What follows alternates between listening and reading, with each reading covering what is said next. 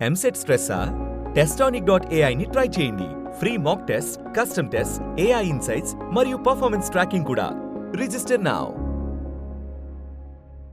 So అంటే ఇప్పుడు ఈ హిట్ వర్స్ అనేది ఇప్పుడు హిట్ 3లో ఉన్నారు.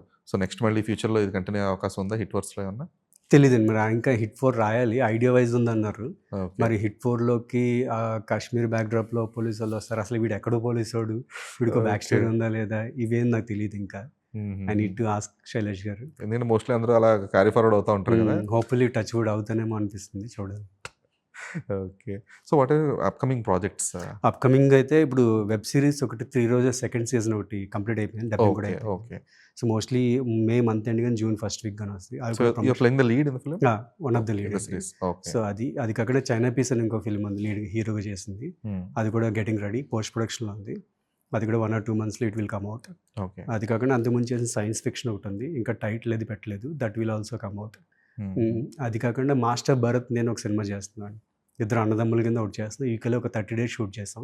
ఇంకా మాస్టర్ భరత్ అంటారా అబ్బాయిని? అంటే మేబీ యాక్చువల్‌గా అనకూడదేమో బట్ మేబీ మా సినిమా వచ్చిందని మా సినిమా టైటిల్ పెట్టి పిలుస్తారేమో. చేస్తారా? ఓకే.